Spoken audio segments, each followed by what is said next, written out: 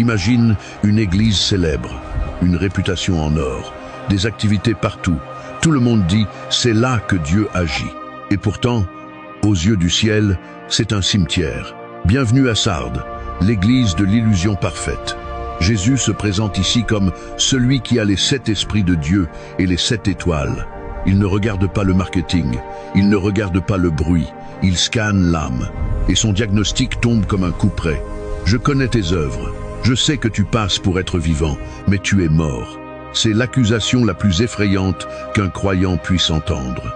Avoir l'apparence de la vie, le vocabulaire de la foi, mais être une coquille vide à l'intérieur. Sardes vivait sur sa gloire passée. Ils pensaient être arrivés au sommet, mais leurs œuvres n'étaient pas trouvées parfaites devant Dieu.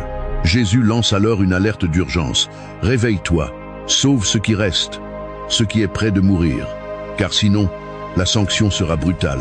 Si tu ne veilles pas, je viendrai comme un voleur, et tu ne sauras pas à quelle heure je viendrai te surprendre.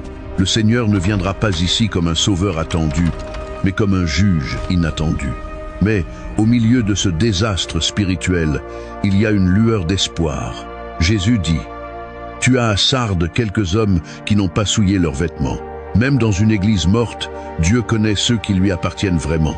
La promesse pour ces survivants est magnifique et solennelle. Ils marcheront avec lui en vêtements blancs, car ils en sont dignes. Et surtout, Jésus fait une promesse qui donne le vertige. Le vainqueur, je n'effacerai point son nom du livre de vie. Cela sous-entend une possibilité terrifiante, celle d'avoir son nom effacé pour toujours. Sardes nous pose la question que personne ne veut entendre. Ta foi est-elle une réalité brûlante ou juste une belle étiquette sur un cœur éteint? Que celui qui a des oreilles écoute ce que l'Esprit dit aux églises.